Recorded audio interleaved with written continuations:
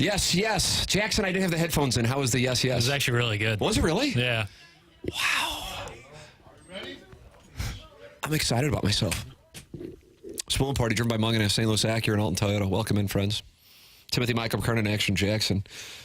What do you want going on here? We got Gabe. Giving away tickets. Yeah. We're giving away tickets to what? Jason Aldean. Wow. What do you want to do that for? Best text? Yeah, we'll probably go best text, but that could change throughout the program. But yeah, best got text. Got the Six-Shooter brought to you by Angry Beaver. Yep. Text in 314-399-9646. What time's the Colonel? 10:15, Missouri, Middle Tennessee State? Yeah, 10:15. Missouri takes on the Blue Raiders from Middle Tennessee. The spread's 20. What are you doing with it? Probably not. I think the under might be the play. It's up in the 50s. I think the under could be the play because I'm confident in the Tigers defensively, but with Brady Cook behind under center, I'm not saying that I don't like their chances to cover the spread, right, but I don't think their offense is as dynamic. So I think the under could be the play. And that might be square. Jackson's giving that play out. Could be square. Let me tell you something. The credibility I have with this audience, as we know, is second to none. Yeah. And because we were doing TMA from Norwood Hills yesterday for the Ascension Charity Classic, I was not on. And it's a good thing because I saved the people, the loyal listeners of Balloon Party, money. I was so confident in Sky Moore covering the 44.5, I believe it was, for receiving yards. And I would have been telling the people, like Gordon Gekko, here's how you get paid. And I would have said, Sky Moore, Sky Moore, Sky Moore. And the people would have liquidated assets and put wagers in, and they would have lost lots of cash, lots of wonderful cash. So in that sense, it was a good thing. We were doing TMA from Norwood Hills yesterday and couldn't do Balloon Party because it would have cost you money. It would have. It cost you money, you bet it. I did, and I also... I'm sorry. It's all right. No one bats 1,000. My problem was I liked the Sky Moore pick, so I picked that, and then I parlayed that with a gentleman. Parlays are sharp plays. Right, always. And I parlayed that because I was really feeling good with Kadarius Toney over 39.5. Oh, boy. And that didn't go as well as I thought it would.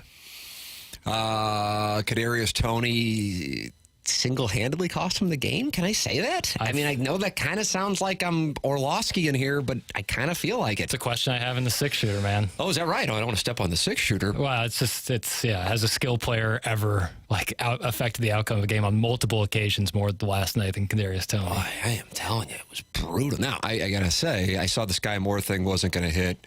I put a couple lineups together for DFS. That wasn't going to hit because I had Sky Moore in the captain spot, right, trying to game theory. And I wonder who the captain was. Gibbs might be the one who could have gotten you, unless you got... Amon-Ra St. Brown. Yeah, Amon-Ra. Well, either way, point being, I fell asleep. So I woke up this morning, watched SportsCenter, and this brief aside. Yeah. Wow. SportsCenter. What has happened? I'm telling you. Yeah. I mean, that used to be in this industry. I started out doing television, and I never really wanted to do it because unless you're like one of the handful of people, you don't really make a lot of money, especially got to live in the Northeast. And so, $1 in St. Louis is like $2.75 up there. And I didn't want to be like, all due respect, like ad-libbing over NBA highlights. Right. Again, I say that with all due respect. No, I know. But I also I wasn't like, oh, good, I get to break down the, U.S. Tennis Open. It's just not, it wasn't for me.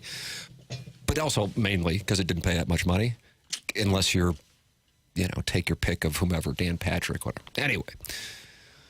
But at least the people doing the show, I'm sure Scott Van Pelt makes a bunch of money now. But God almighty. So I tuned it in this morning. I'm like, I didn't get to see the end of the game. I went to bed. And I tuned it in. I'm going, oh, God. I mean... It's rough. It's a rough product. Yeah, it's not great. I can't lie to you, Tim. And it's so sad, too, because you could say it was certainly is a seminal piece of why... Seminal, I like that. Of why I'm a huge sports fan. SportsCenter was, really. I'll take you back. I'm going to take you back just a... I would think it kind of predates Sports Center Zenith predates you. Sure, but still, I mean, Stan Verrett and Neil Everett, they're... Oh, my God. But that to me was like, that was... And Stuart Scott was still on when I was a young tyke. Listen, I'd wake up every morning before I would go to elementary school. I'd wake up real early. And listen to TMA. I was an early cat. No, not that early, but I would be up early. Couldn't get the signal. Right, and all of that. And I would wake up about 7:30 or 8. I would sit down, bowl of Honey Nut Cheerios, and I would watch SportsCenter up until I had to go to school. I could walk to school, so it was quicker for me. So I would watch SportsCenter the entire thing, the full hour, and then I would walk to school. And it was a big reason why I got into sports. And so it is sad to see its fall from grace. I don't know who these guys are. They also have a tough time doing it. I mean, that's kind of the basic thing. Like, if you can't do it in Columbia, Missouri at KOMU, you usually switch majors. You usually don't get a chance to go on ESPN. I go back to my initial observation. I'm watching this, and I'm going, oh, my God, this guy just kept dropping. He dropped a pass that led to a pick six, and then he dropped a pass. And I don't know if there were five yards in between him and a defender. There was no one around him when he dropped the pass, and then they kicked the field goal, and then they win the game. At that point, I think it was mental. At that point, I think Yips season. He was so open. He's like, "Oh, I've dropped a lot of passes tonight." He sees it coming, and it just hits him in the hands. And it's like, I don't know. It's because that's got to be mental. He's a first-round pick for a wide receiver. He hasn't dropped that pass. God almighty, that's brutal. Now, I know a lot of people in St. Louis have adopted the Chiefs. Whatever. Personally, I don't share that. But if people want to cheer for a team or an individual, it doesn't affect my life in any way. Right. I would say it's all worked out the way the Chiefs wanted. Vote for the Rams to move to Inglewood, and we'll get a big footprint in St. Louis and tap into it. And my God, has that worked out wonderfully. But if you want to root for the Chiefs, be my guest. My guess is if they didn't have Patrick Mahomes and if they had been like the Jets pre-Rodgers over the last 7 years, most people wouldn't be cheering for the Chiefs. You see what I'm saying? Couldn't agree more. So with that all said, I know people in St. Louis have some emotional ties, way more so than they did a decade ago. And I look at that, and I was listening to Bill Simmons' podcast on my way out to the station here today, and he was making the observation, which I do think is rather astute, and I don't know, for those of you who have adopted the Chiefs, or if you do have a long-time allegiance to the franchise, I would wonder if you're a little concerned, because beyond Travis Kelce, who are you going to lean on to catch passes? I really did think they were going to pivot to Sky Moore, hence thinking 44.5 yards was gold. Yeah, it was reminiscent of like Sean Payton back in the day when Drew Brees was slinging it around, and they just didn't have wide receiver. You know who they were. No, you had no idea, but they worked. Kansas City, that was not the case last night. And Simmons, being a big Boston guy, was talking about this was the year where Brady fell off, even though they still were a couple minutes away from going to the Super Bowl. And this was the year Manning got him because he had no wide receivers. Yeah. You had Troy Brown just about done, and you had, I think, Rashae Caldwell. I remember that name. Maybe Deion Branch. I was going to say Deion Branch. But that's Madden legend. And you couldn't make up for it. And so will Kelce make that much of a difference for the Chiefs? I don't know. I assume BK's a big Chiefs guy, right? Is he? He is. Okay. I think Kelce is. He really is the straw that stirs the drink. He is, but I mean, he's 33. Sure. But I mean, yeah, and I guess you could say he's not missed a game till now, but he has missed a game, so it's tough to say that. But he is from so many different perspectives. Like on the goal line, so often they would run that little shovel pass to Kelce as he cuts across the line and just dives in. Last night, they tried running that play with like Kadarius Toney, and it didn't work. It's just, you could tell like Mahomes is so good at improvising, but when he doesn't have that safety valve like Kelce there, it really changes the game. Your thoughts? Welcome 314-399-9646. Well, that's the Colonel. He's a Chiefs fan. I know he's on his way to St. Louis now. He is going to follow around John Daly at the Ascension Not bad. Charity Classic. I played in the Pro-Am on Wednesday. Jackson played with a guy by the name of Chris Blanks. Great guy. He had Monday qualified in. And I saw John Daly. John Daly was playing with Robert Thomas of the Blues. Nice. And I think he was supposed to play with Perunovich. I don't know if he did. I know he took a little time off to go kick a field goal over at Lutheran North right off the 13th tee. Yeah. And saw John Daly out there playing golf barefoot. Incredible. Just outstanding. Yeah, that's awesome. So John Daly will be out there at the Ascension Charity Classic at Norwood Hills. And the Colonel is driving to St. Louis to follow him around with my first boss, I guess, Brian Nooner, who was the sports director at KOMU when I started what is my Hall of Fame career 25 years ago. And we're going to do a week-long retrospective on my first sportscast, because I do think it was right around 25 years ago to the day. Wow. Missouri, Kansas, Devin West ran for like 300 yards. That was my first sportscast. And the Colonel was my producer. So you think we should do a week-long retrospective. I think a week might not be doing it justice. I don't know if I didn't want to do a month. Well, no Cardinals in October. Missouri should be undefeated going to the LSU game. Maybe we can do it that way. If they're not undefeated, we'll do the month-long retrospective. If they are undefeated, we'll just keep it to a week. Okay, that sounds good. Gabe's going to be with us. He's presented to you by James Carlton. We have the Lil Piddles Angry Beaver Friday Six-Shooter. That is coming your way. You can watch on YouTube. Talk it over with the people in the YouTube chat. You can win tickets to Jason Aldean by winning the text of the day. Maybe I'll pick somebody in the YouTube chat. How about that? That'd be lovely. Yeah, what about that? I don't know if that's possible. No! Oh, because you need the phone number to reach out so Mike Ryder can reach out to him. Yeah. Well, maybe they can just give their phone number in the YouTube chat. That'd be great. If they're willing to do that, then I think we'd be okay. Then Godspeed. Yeah.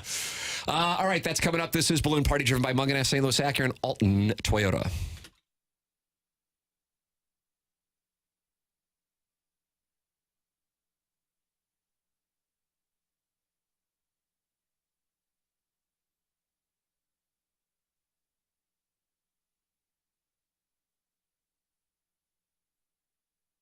Jackson, how about this? I just got an email at 9:57 a.m. from the great Peter Munganest. Love it. I love Peter Munganest. He's really good people. Yeah. St. Louis Acura, Alton Toyota, Munganest, St. Louis Acura, Alton Toyota. And he's got this for our audience. This is brand new. The all-new 2024 ZDX is Acura's first ever all-electric SUV, and it signals a promising electrified future where performance, efficiency, and sustainability are all held in equal measure. And nowhere will this be more evident than with the launch of the ZDX Type S, Acura's fastest and most powerful SUV ever. Wow, that's breaking news. Just sent right to my inbox. It's Munganess, St. Louis Acura, and Alton Toyota. You can go shopping right now at St. Louis Acura or altontoyota.com.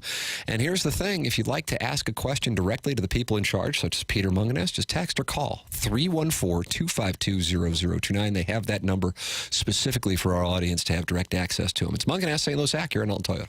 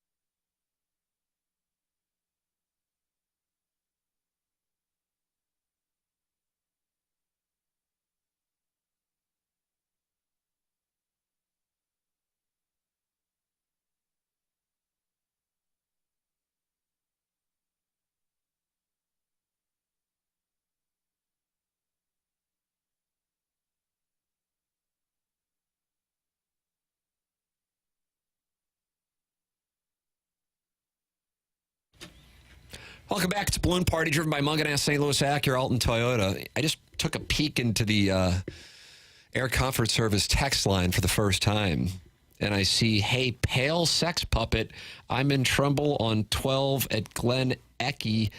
Suggestions? That's from the 314. Is that a reference to the 12th hole at Glen Echo and you guiding them through? Take the max. What a brutal tee shot that is. Is that the... After the long par 3. Oh, okay. It's a tough tee shot. Can't really hit driver. Don't want to. Oh, that is really one of the toughest tee shots on a par 4 in St. Louis. Yeah. I actually agree with that. It's such a narrow landing I didn't area. know what it was, and you guided me through that. So you can guide this person through. Let's see what the Colonel has to say, because he's going to golf today himself, except he's going to watch golf. Ladies and gentlemen, it's Gabe DeArmond, brought to you by James Carlton of the Carlton State Farm Insurance Agency. He's my insurance agent. He's online at carltoninsurance.net. Good morning, Colonel. Hey, Tim, what's going on? You're headed to St. Louis.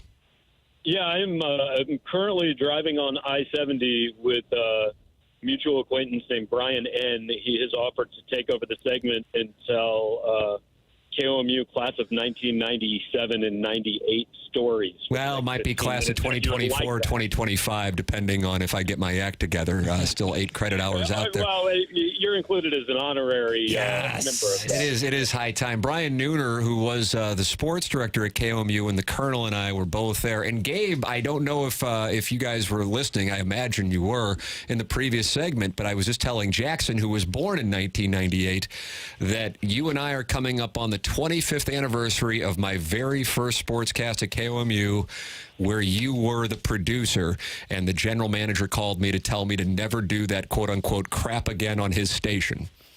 Yeah, well, first of all, I'd like to say I think that's cute that you assumed we were listening before I came on. The Colonel! Well done there. Give me the Colonel! Second, most of my favorite memories actually do involve producing sportscasts when you were anchoring. What? See, there you go, Jackson. Take that, dirty rat. Yeah, I'm taking it. Thank you. So you and Brian Nooner are headed to the Ascension Charity Classic to follow John Daly around. That is correct. We are, yeah, and we'll see how that goes. I played in the Pro-Am on Wednesday, and I saw him out there golfing barefoot. Were you the pro or the AM?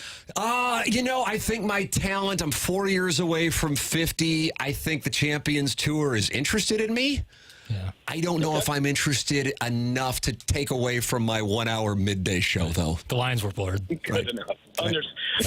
They can be flexible with tee times. You don't have to go off till 11:45. That's exactly right. Yeah, and then I can go out there and I can play. Colonel, what do you make of this affair this weekend? I asked Jackson the commercial break. I go, you know what? Missouri's playing, and I fancy myself. I like that when you use fancy when you're from the Midwest. I fancy myself a Missouri fan, but yet I'm kind of like, I know I'm going to watch it, but I don't really even know what to ask Gabe about this game. So that's a wide berth for you. Well, yeah, the good news is I don't know what to say about this game. This is the second straight game where I will sit down in the press box and not know the name of a single player on the opposing team. Nice. So that's the kind of preparation I do and why people pay me to follow these things.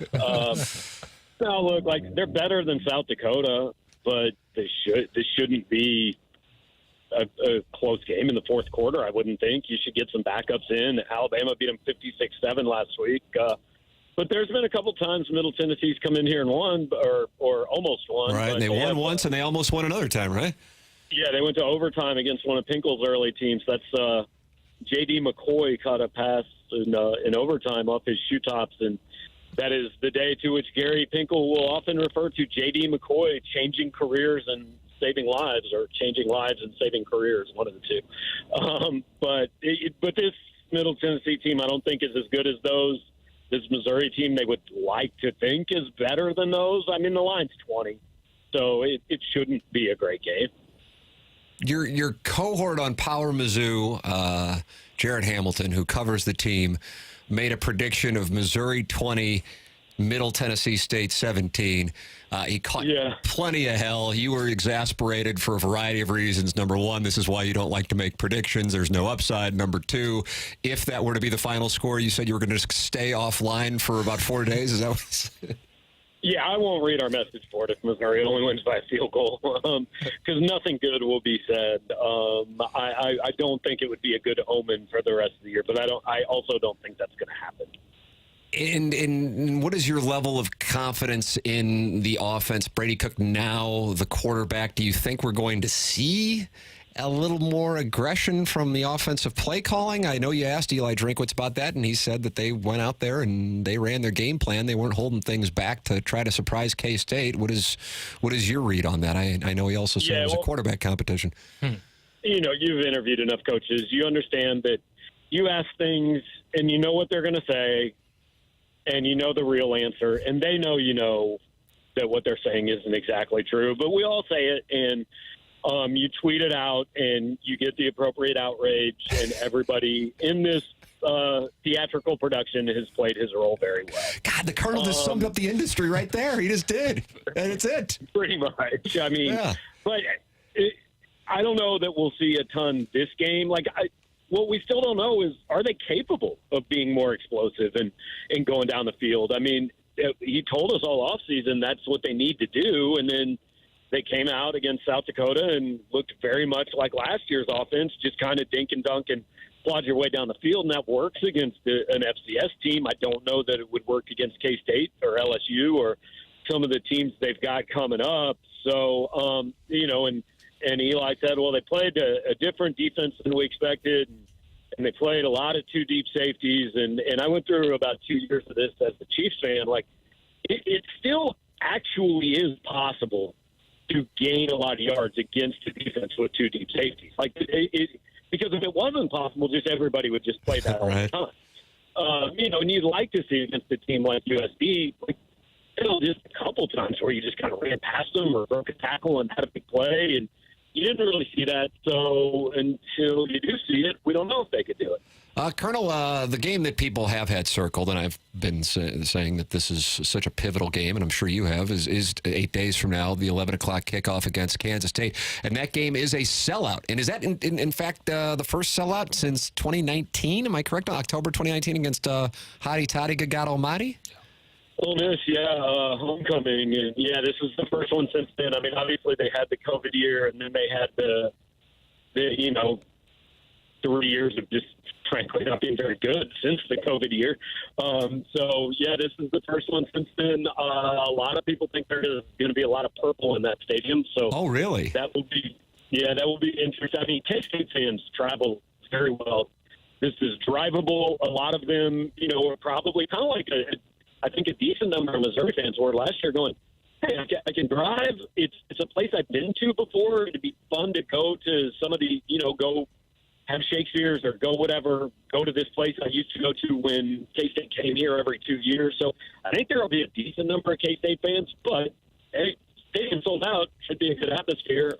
So that's good news. I think LSU is pretty close to a sellout, and then I think the rest of it will be determined by where they stand at that point. I mean, South Carolina is the next one after that for homecoming. What are you hearing about attendance for the game in St. Louis the week after the K-State game? I haven't done a lot of checking. Last I heard, ticket sales they're okay, but I'm not a fan of playing these neutral site games against like a group of five team. I remember way back in the Chase Daniel days, I think it might have been his first start was against Arkansas State at Arrowhead. Yeah. And there were like 37,000 people there. It's half full. There's nothing. Like if Illinois obviously made sense in St. Louis. I understand why Illinois decided maybe they didn't want to keep doing that. But, like a game with a Notre Dame or a Michigan State or something like that in St. Louis would be big. If you could get like one of these kind of made-for-TV matchups. Memphis is who they could get there, so they're doing it there. But I don't think just the non-diehard Missouri fan in St. Louis isn't going, oh, hey, they're right down the road. Let's go see them play Memphis. It's just kind of most people go, that probably won't be a very good day. Yeah, and that building is just it was obsolete when it opened in '95, much less now is the home of the Battlehawks. Say, Colonel, let me ask you this: how are you feeling about you're a big Chiefs fan? A lot of St. Louisans are now Chiefs fans. How do you feel about? We were talking about it in the first segment. I was talking about it more from a gambling perspective, but how do you feel after last night? Well, if this was a YouTube thing, you could just pop up that not great, Bob. that little screenshot. They appear to have no wide receivers that should actually be playing in the NFL at this point. So when you have the best quarterback in the league, that's a concern. But you do have the best quarterback. I was also thinking about it the other way. Think about being a Lions fan. This is your year. You're supposed to be great, right? The Chiefs have dropped like 10 passes. You got a pick six. Kelsey's not playing. Jones is not playing. And you're lucky to win by a point. Yeah. So, yeah, I wonder if there's that perspective. They're probably just thrilled they got the win. I don't know if they're thinking through that. Like you mentioned, the Lions will probably be overrated next week as far as Las Vegas goes, and the Chiefs will be underrated, I guess. Yeah, look, just get in the playoffs and take your chances with 15 at quarterback, and I'll deal with that. Yeah, I got to get a wide receiver, though, and I would imagine Chris Jones' leverage increased, even though it wasn't necessarily the Chiefs' defense that caused. I think his leverage decreased, but because the defense actually played really well, but the tight end's leverage might have increased on the sideline. Yeah. Hey, let me ask you this. I want to because I'm confused by this, and you and I have discussed this Kansas City St. Louis thing back when we were in school together. Let's say that the Royals moved, and it was a Cardinal owner who voted for the Royals to move. Would people in Kansas City start to cheer for the St. Louis Cardinals? No, I don't think so. I don't think fandom works that way. It actually does over here because people in St. Louis have adopted the Chiefs. Not everybody, but a large number. I think a lot of that, though, has to do with Mahomes, in fairness. Yeah, you're right. If Alex Smith were still at his time as being the Chiefs quarterback, I don't know how much this would be going on. I'm not an NBA or an NHL fan because I grew up without a team to cheer for. So you largely figure out who your team is when you're 8 years old. It's like the thing I've seen on Instagram. Men really pick their team when they're 8 years old and let them break their hearts for the rest of their lives. That's what it is. And there were a lot of people in Columbia when the Rams left that said, Mizzou can really capitalize on this because now people in St. Louis are looking for a football team. And I'm like, well, I don't think most of them are going to watch just because it's football and become a diehard fan. College versus pro is a different deal. If you've had no loyalty to Mizzou just because the Rams left, are you going to go, well, I don't know, I need a football team. I guess I'm a Mizzou fan now. I didn't really ever think that would be a thing. Yeah, I thought that they should. I still think that. I don't know how much they market in Kansas City. I just don't really feel like they market as much as they should in St. Louis. I do think it would help, but at the same time, I've asked Kerry Davis, who played at Illinois, and I asked him about the lack of college interest relative to Kansas City in St. Louis, and I think so much of it has to do with the fact that when you were growing up and your dad was writing for the Kansas City Star, you had K-State, KU, Missouri, and to an extent, Nebraska alums all in the same conference, all in one city. And in St. Louis, you just don't have that, with Illinois and Missouri being in two different conferences and St. Louis U not having a team. Yeah, for sure. And throw Iowa State in there. The Big 12 tournament was in Kansas City. Yeah, at Kemper. It was a college sports town. And St. Louis largely, I think, isn't as much. Now, there are a lot of Mizzou fans in St. Louis, and there are, I'm sure, some Illinois fans. But, yeah, I don't know that it's like I grew up every day with the MU-KU rivalry. I grew up 45 minutes from the campus in Lawrence. So, there are people that you were talking about that every single week with.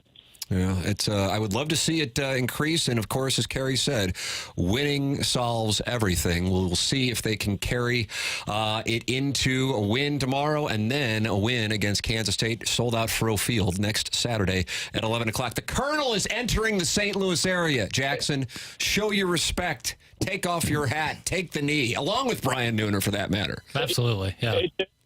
Tim, do you want D. Nooner on for the next segment? He's here. You're on speaker like anything. We would, but Jackson's going to break down the Western Conference in the NBA. So unfortunately, we already have a big segment coming up. You guys got Jazz takes? We just need to know, we're coming in on 70. What's the quickest way to Norwood Hills? Oh, well, it's such a beautiful route. You'll take 70 to the Lucas and Hunt exit, and then you'll hang a left, and then another left, and you'll probably see John Daly's pants from about a mile away. So that should guide you. John Daly's the one that got us the ticket, so going to go see high school classmate. I know you guys went to high school together. I'd love to see him make a run this weekend. I don't know if he's really interested in doing it, but I would love to see him do it. Last year he was 3 under first round, and he was in the hunt, and I don't know what happened after that. I went to the local, his local sponsor's restaurant. Yeah, and then the priorities are rearranged. Well, maybe this weekend it could be magical for John Daly. Great to hear from you, Mr. Nooner. Tim, I feel like this show was off the rails before we joined. It was off the rails before the thing started a year and a half ago, so don't worry. This is on the brand.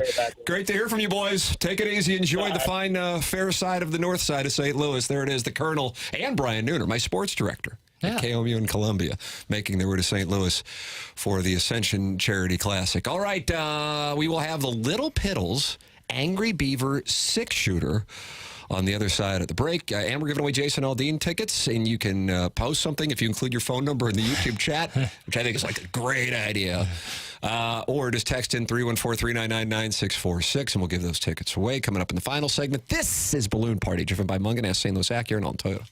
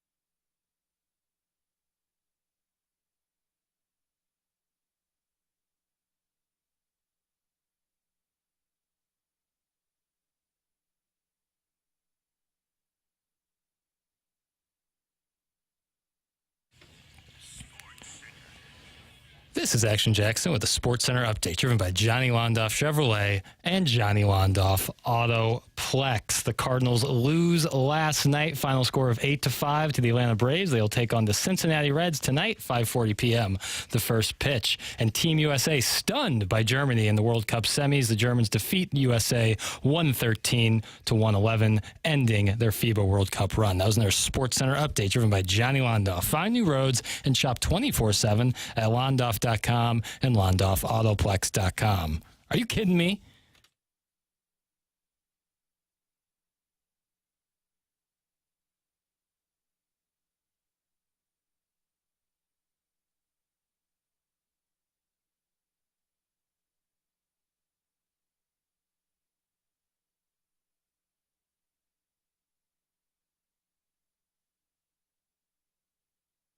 Colonel taking some heat for his cell phone. The Colonel must have gotten his phone from TMA Mobile.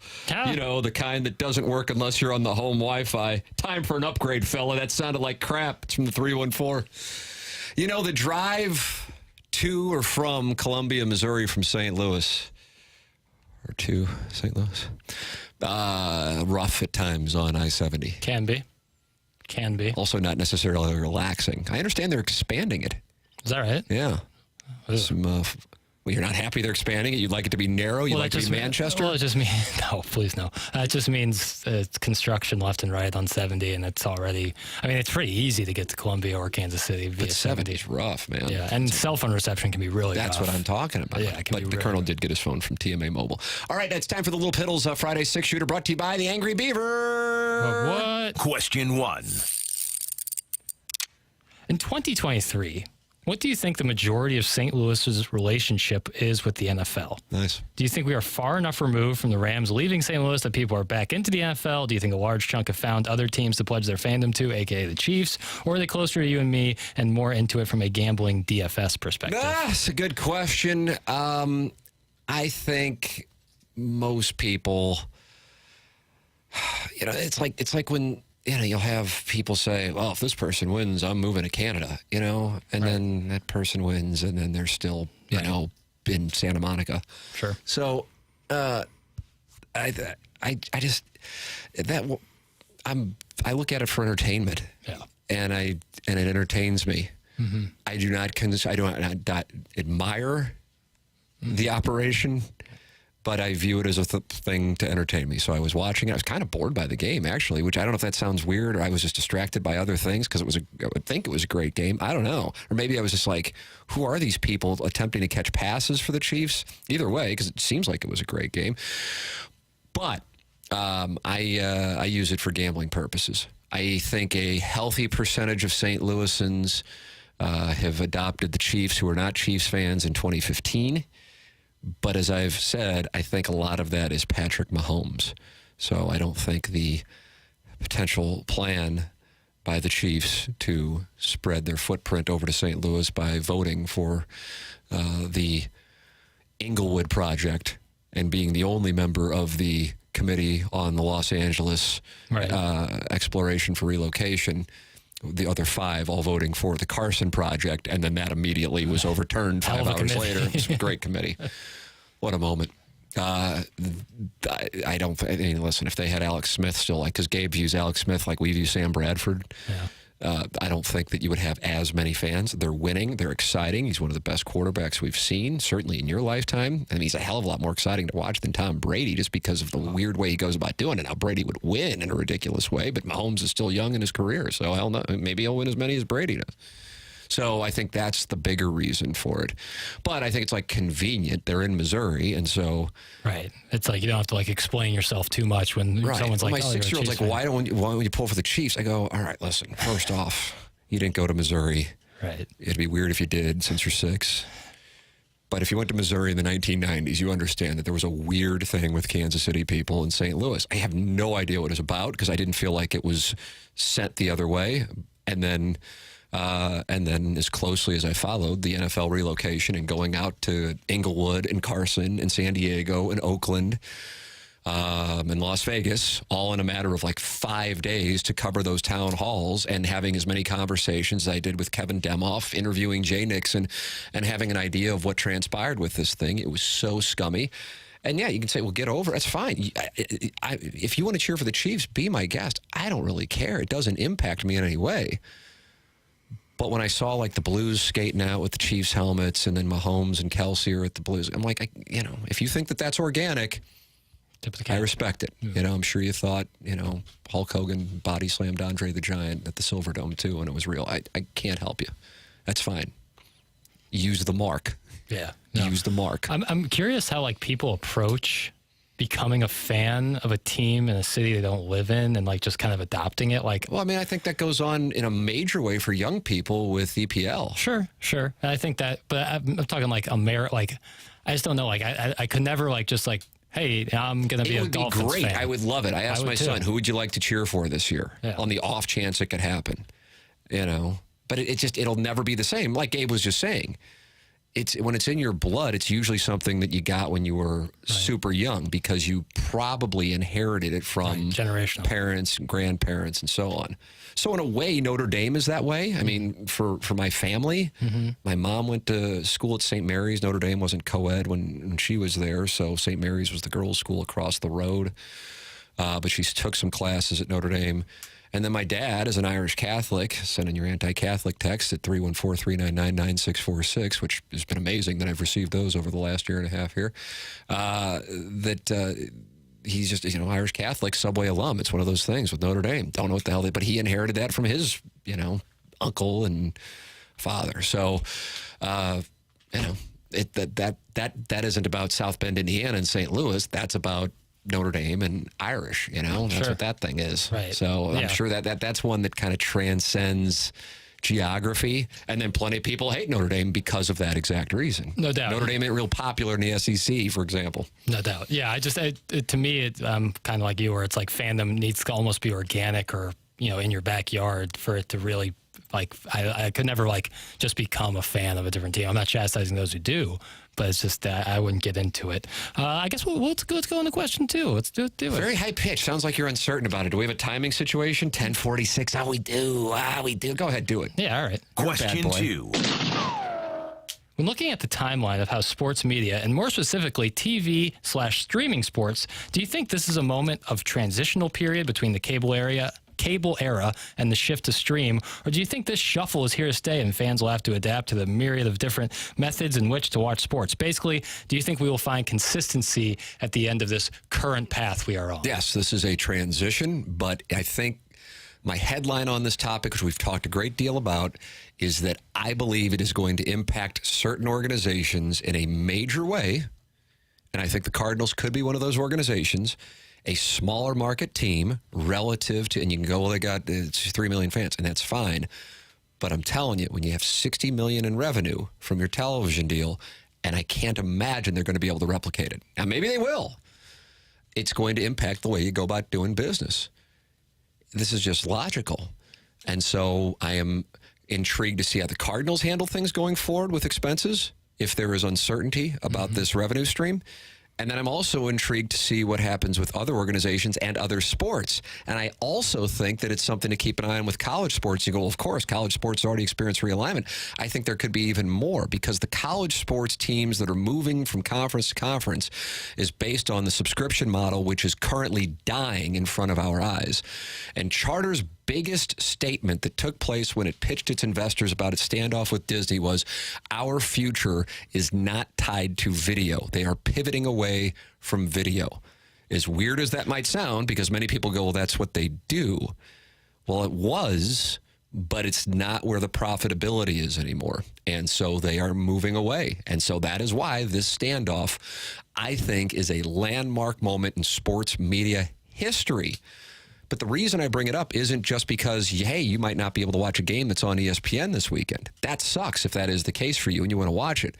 It's because I believe it is going to impact the way organizations and teams are able to do business. And it may then trickle down to the amount of money that players receive. Not necessarily in the NFL, which at this moment is invincible. Things change. but certainly in baseball, keep an eye on it. It is a significant thing. And maybe it intrigues people. Maybe it bores people. I don't know. All I know, it's kind of like when I was doing the show when the Rams, from 2012 through 2015, and people would be like, how come you're not talking about the Rams winning? Well, because they're moving. And so it would be pathological to be hosting a show in St. Louis and act like that's not happening or tell people it's not happening. Right. That would be irresponsible. It would be as close as you can have to a crime in this industry. So when I'm looking at this, I'm going, well, this is a significant situation, and you're pissed off about the Cardinal roster construction? Okay, well, here is one of the reasons why I think the roster construction was as strange as it was this offseason. So keep an eye on this coming season. All right, I know we got a break now. This is Balloon Party on 101 ESPN.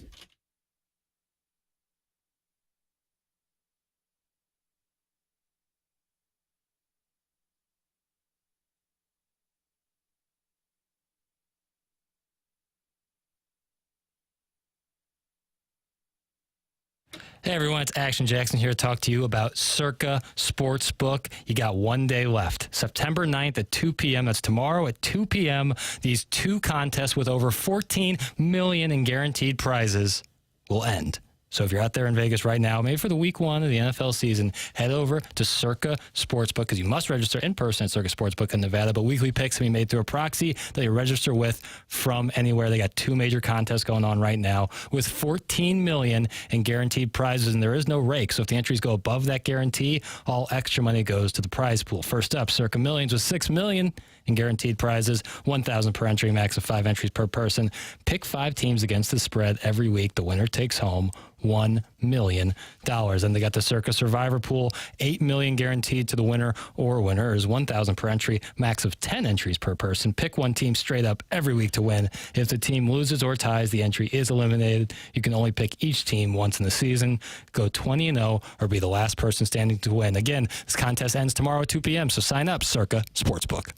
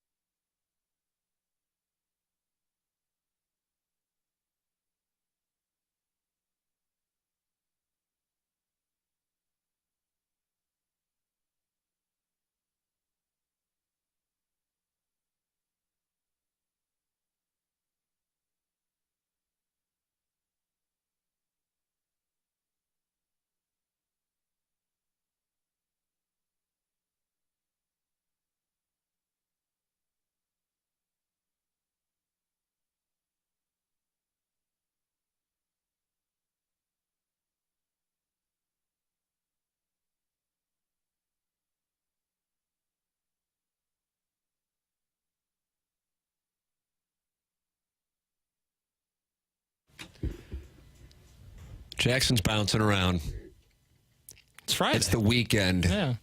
For the 175-pound, full head of hair, most eligible bachelor in St. Louis on a beautiful September Friday and Saturday. What will this guy be doing? I can't even imagine.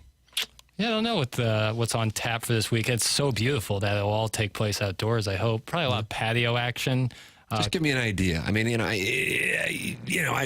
married, 2 kids. I'm living vicariously through you. Tam Ave bar will certainly be hit. It almost always is on a weekend like this. My son's got skates at 7 in the morning, both on Saturday and Sunday. This is a whole new world for me. Well, if he likes it, I'm happy to do it because I get up that early anyway. Right. But if he doesn't want to be doing it, and I got to get him out of bed, because, hey, I'm used to getting out of bed when it's still dark outside. When you're 6, you just turned 6. That's a whole different thing. Yeah, I hear But hey, that's the deal with if you're going to play hockey. That's the deal. No doubt. Clayton Art Fair this weekend. I'll probably hit that for a little bit. I like art. 314-399-964. It's fun. It's a cool time. There's always didn't say it wasn't. I local just gave out a vendors. phone number. Well, it's kind of a dog whistle. All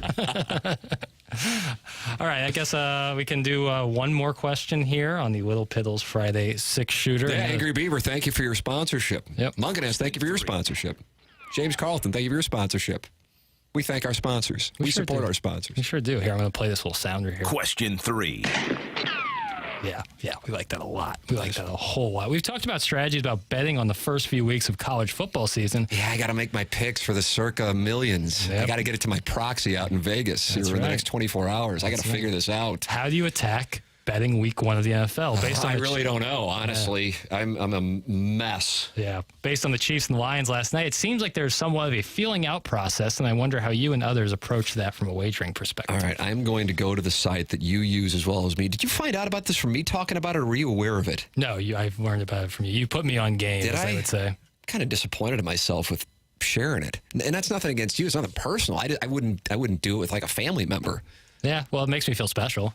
Yeah, it was stupid. It was a mark-ass move. Well, I don't think I'm putting up enough units that's going to move any lines. Contrary to popular belief. Based on the way that Jackson now, because he's now aware of the quote-unquote system, which really isn't much of a system, especially after listening to Billy Walters' book, major recommendation for that, and all that goes into him and his handicapping. It's crazy. Holy crap, he's the one who just wrote the book, airing out Mickelson for betting on the Ryder Cup, or trying to bet on the Ryder Cup at Medina in 2012. The best plays would be, according to the system, Kerry Davis will be happy to hear this.